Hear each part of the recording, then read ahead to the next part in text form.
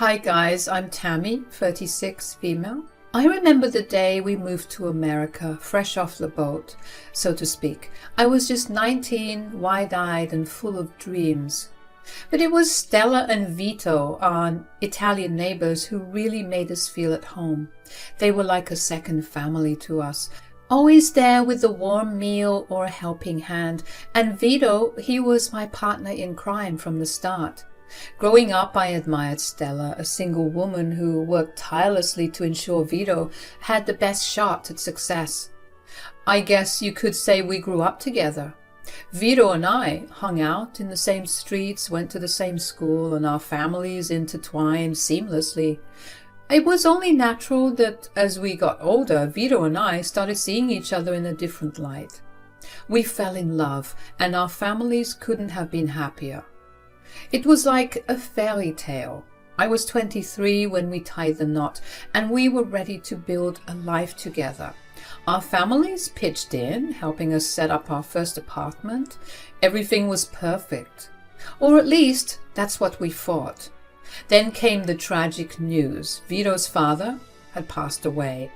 It hit him hard, and I watched as the weight of grief settled on his shoulders. We were just starting our journey, and life threw us a curveball. Vito's father had never been a part of his life, at least not in the way any kid would wish for. It was like his dad had checked out long before we met. Even with Stella by his side, Vito held this resentment deep within him. The why and the how of his dad leaving him were questions that haunted him. Stella, in her moments of vulnerability, would share stories of an abusive, troubled man. Vito's father, drinking, drugs, and financial ruin seemed to be the common threads in these stories. But for Vito, the image of his father was tangled in a web of conflicted emotions.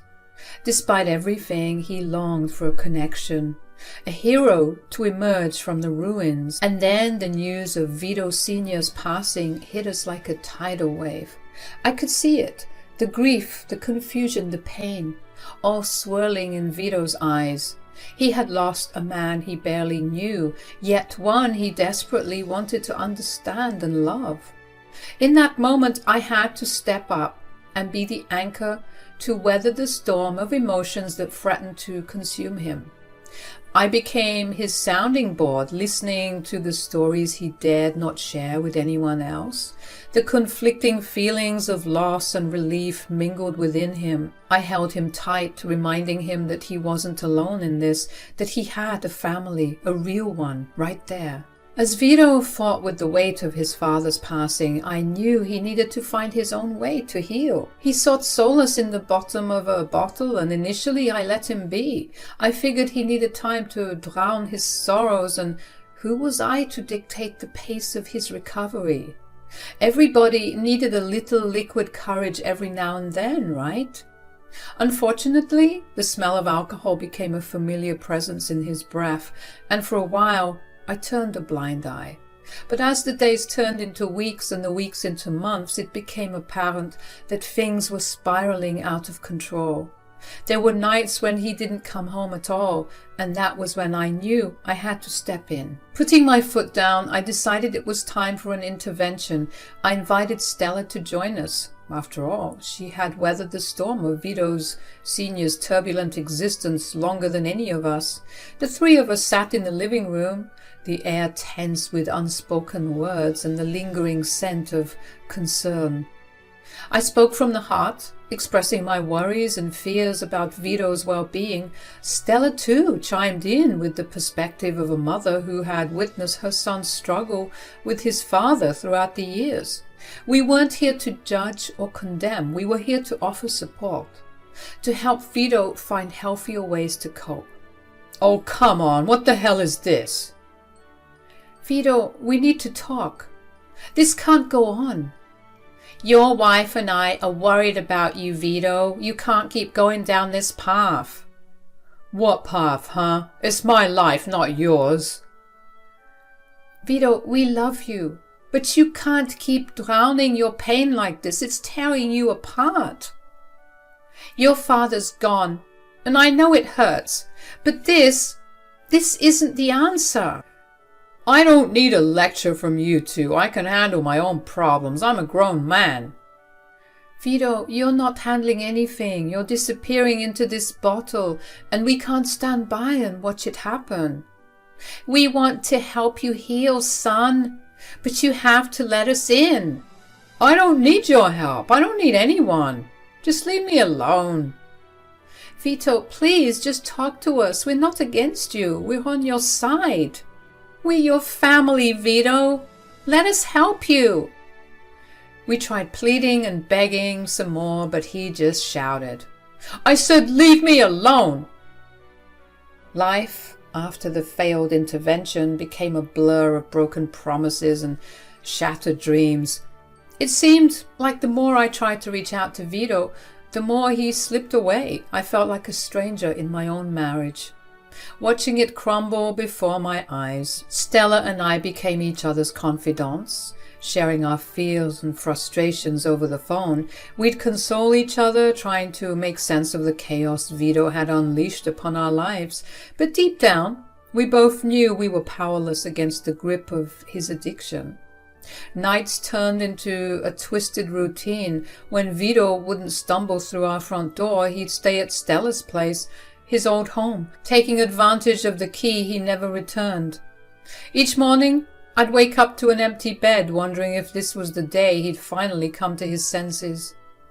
The strain on our relationship was undeniable. The man I married, the one who held so much promise and potential, was slipping away. The romanticized image of us growing old together had faded into the harsh reality of dealing with a husband who had succumbed to his demons. And I was getting fed up with it all. One night, after yet another round of senseless arguments, Vito slurred out what he thought was a brilliant idea. A scheme, a plan to turn everything around.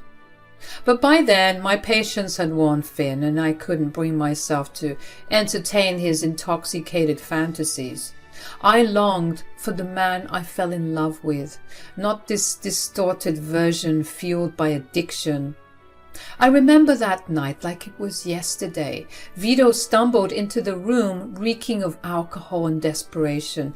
His eyes held a wild, feverish glint as he cornered me, his words slurred, yet strangely intense. Listen, Tammy, we gotta have a baby. A baby? Vito, you're not in any condition to... But he cut me off, his voice growing louder and more aggressive. No, Tammy, you don't get it. Having a baby, that's how you leave your mark on the world. It's how you show everyone you've accomplished something. I need that. I need to leave something behind. I shook my head, a pit forming in my stomach. Vito, you're not thinking straight. Bringing a child into this mess isn't the solution. We need to fix our lives first. I know you're still hurting from your dad's death. I don't care. I want this, and you should too. In that moment, I realized I needed a strategy, a way to get through to him without escalating the situation. I took a deep breath and said, Vito, I'll only consider having kids with you if you clean up your act. I won't bring a baby into a messed up family dynamic. You need to get your crap together. I hate what your father did to you and your mom, and I'll be damned if I let it happen again. For a moment, conflicting emotions flashed across his face. He seemed torn between the desire for a family and the acknowledgement that his life was spiraling out of control. Finally, he sighed, a defeated look in his eyes. Fine, Tammy, I'll do it. I'll clean up and get my act together. We'll have a kid, and everything will be perfect. You'll see, everything is going to work out just fine. After Vito blurted out that he wanted a baby, I spilled the beans to Stella about everything that had happened the morning after. She wasn't sure it would work, but kept her fingers crossed, hoping it would help Vito get his act together. Vito gave it a shot trying to turn things around, but the same old cycle of quitting booze and then going back to it haunted him for 3 whole years. It took a toll on us, and I started to wonder if it was even worth holding on to a future that looked less likely each day. When I brought up the idea of leaving, Vito, maybe feeling desperate, made a big promise. He swore off alcohol for good, saying things would be different from this time. I was skeptical, of course, given the past 3 years of broken promises, but surprisingly, Vito stuck to his word and managed 2 years of sobriety. I was 30 at the time we were celebrating his sobriety, and that's when I told him I had the perfect gift for him. I revealed that I was pregnant, telling him that I had stopped taking my birth control a couple of months before so that this would happen. There were mixed emotions, but Vito's happiness overshadowed any doubts. He pledged to be the best dad ever, better than his father, and for the first time in a while, a happy family seemed like it could be a reality. After a smooth and peaceful 9 months, I gave birth to a beautiful baby girl named Kerry. Life seemed perfect for us and our little family, and things were going well between us all. I had a beautiful life, a beautiful daughter.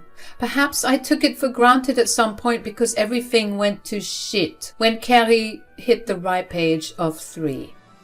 Around this time, Vito started acting all kinds of strange. He'd stroll in looking dodgy, and I couldn't help but wonder if he was up to some cheating or worse, a relapse. Sadly, my suspicions weren't misplaced. Turns out Vito slipped up one night during an office party and started on the alcohol again. He revealed this to me when I caught him one night sneaking in at 3 a.m. smelling like some cheap liqueur. I was disgusted. I didn't want this crap in my house, and I was this close to kicking him out because, like I said all those years ago, I wouldn't allow that nonsense in my child's life. I tried not to explode in anger, wanting to acknowledge the progress he'd made, but frustration got the better of me.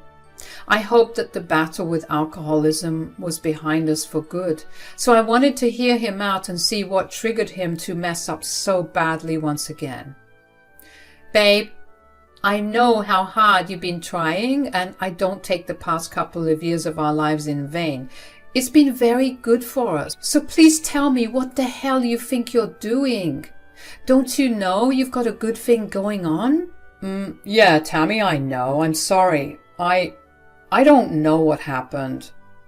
I think you do know what happened, and I'm not here to judge you. Just talk to me. Hello? Are you even listening to me?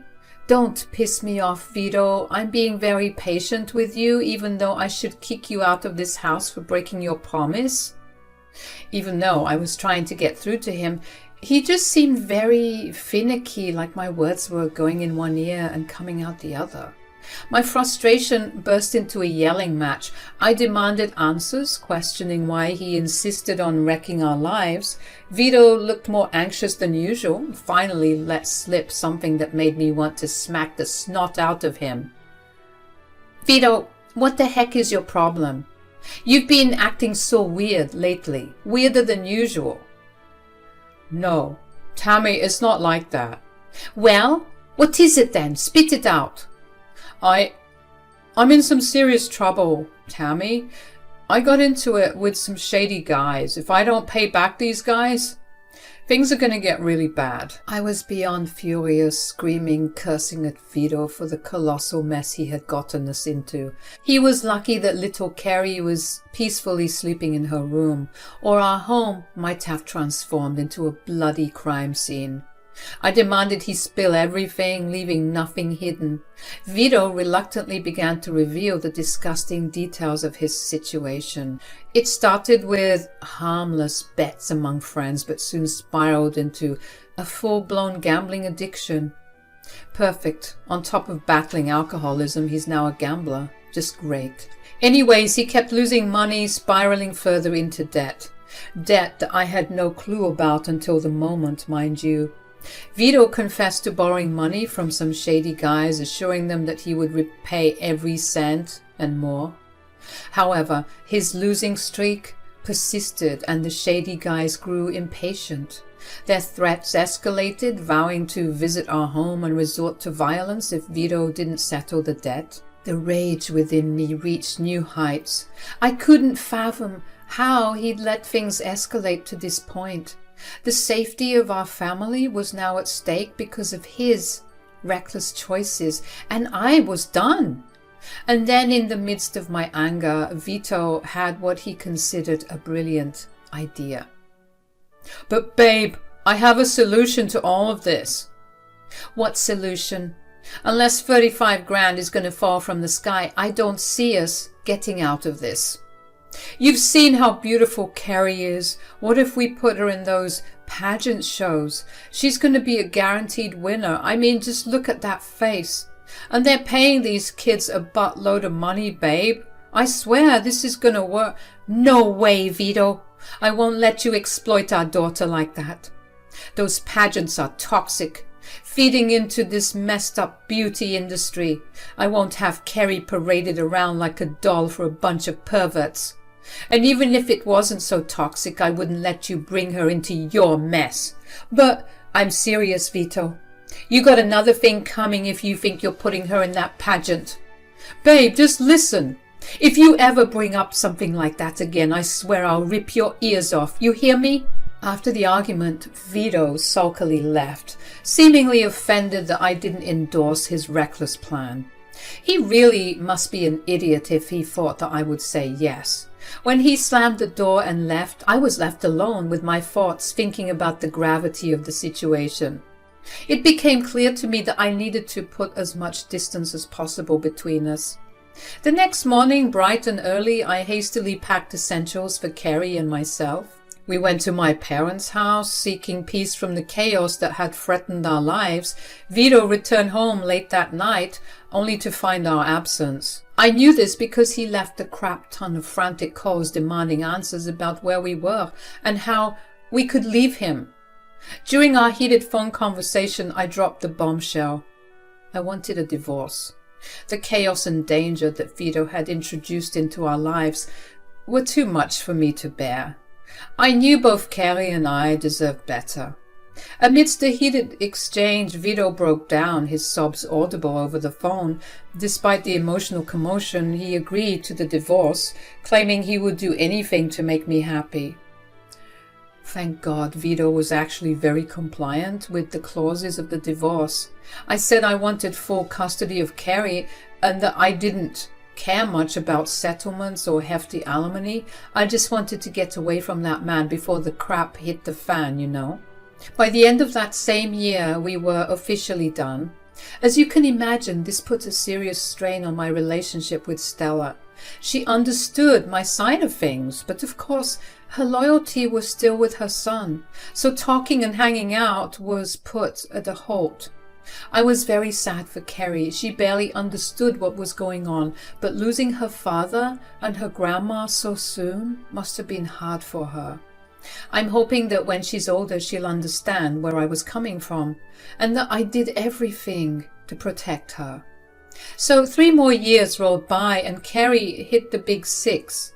I managed to build a life for myself without Vito, chilling in a nice little apartment with my baby girl. Things were going smoothly and I really didn't want to hear from Vito or know what he was up to after that whole mess with owing money to people. I was just living a peaceful life, focused on taking care of my daughter. Then out of the blue one night there was a knock on my door, and when I swung it open, there's Stella, looking all helpless and worn out, like, what on earth is going on now? "Stella, what are you doing here?" "Look, there isn't much time." "How did you get my address?" "I got it from your parents, Tammy. Look, Vito isn't doing well." "Oh, tell me about it. I know, Stella." "No, like he really isn't doing well. Ever since the divorce, he's been a complete wreck. Nobody can get through to him. He keeps moaning and groaning that he's saying that the only solution is if he can see his daughter at least one last time." "I don't know, Stella. I still have a lot of love for you, you know that, but I can't put Carrie in danger like that." Please, Tammy, I'm begging you. I've tried everything. Why do you think I haven't contacted you in so long? Do you think I want to be here? I wish I could find any other way, but this is the only solution. I then turned to see Kerry, who was off in the distance, watching TV innocently. This is the only thing that will save him, Tammy. Seeing his daughter, please, you have to let me take her. After seeing her crying and thinking about it for a while, I caved into Stella's plea to take Kerry to see Vito. I figured with Stella there, everything would be fine and she could handle her and that Vito wouldn't harm my baby. Stella and I agreed that Kerry would sleep over for 2 nights, and if all went well, I might reconsider shared custody. Stella was super thankful and I went to pack a bag for Kerry, sending her off with Grandma Stella. 2 nights came and went and I was expecting Kerry and Stella to come home. But it was getting late. I kept calling Stella to see what was up. Eventually she answered, saying that Kerry wanted to stay an extra night. When I asked to talk to Kerry, Stella said she was sleeping and that they'd chat in the morning. I was a little suspicious, but I chalked it up to typical motherly paranoia, so I didn't want to go off the deep end and go ballistic on them. I mean, 3 years had passed, so it was only normal for them to want to spend as much time with Kerry. So I agreed for Kerry to come in the morning. But, just like the day before, Stella didn't drop her off and avoided my calls until late at night. I figured Stella was just being an overly attached grandma, and when I managed to talk to Kerry that night, she seemed okay, saying she missed her daddy and grandma. That's when I said I'd pick her up myself in the morning. But when I asked for the location, Stella dodged the questions. Another day passed, and then another day, and still no peep, no nothing. After 5 days of this, I had enough. I needed to get my daughter back. I activated the Apple AirTag I put in Kerry's bag and found out where she was. So I went to the house and banged on the door. Nobody answered, but I could hear Kerry crying inside, so what did I do? I decided to break the door down. When I got in, I saw Kerry dressed up in some poofy dress with tons of makeup, crying because she didn't like any of it. Her hair was in some big updo, and she looked very uncomfortable.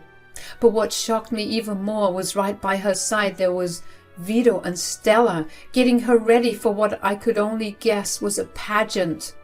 What the heck? I lost it.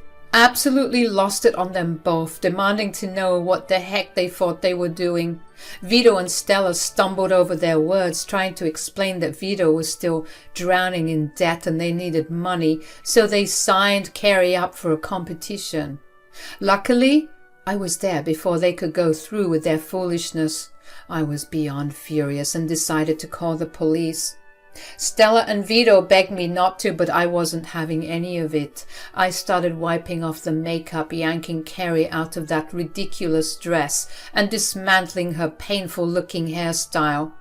I told them they'd rot in jail because I'd exposed Vito's gambling, and I hoped the people he owed would come for them and deal with them accordingly. "Tammy, please listen to us. You know, Stella, when you came to me 5 days ago, I thought that you were being sincere. That's why I let you keep my daughter for 5 days. I thought that her trustworthy grandma would take care of her, as she promised. But clearly, I was wrong. I expected this type of crap from Vito, but you? This is a new low. You are both sick. I guess the apple didn't fall far from the tree." The police had arrived, and I had put my daughter in the car, telling her to lie down and try and rest. She was obviously relieved to see her mama come to save her, and I couldn't be happier that I came at the time I did. Who knows what could have happened if I had come later? When the police approached me, I explained to them that my ex-husband was violating the terms of our divorce. He wasn't supposed to see Kerry, and he was a known gambler and alcoholic, and I was scared for my daughter's safety. The police arrested Vito, but left Stella behind. I drove off, leaving Stella crying on the doorstep and Vito being pushed into a squad car. Good riddance.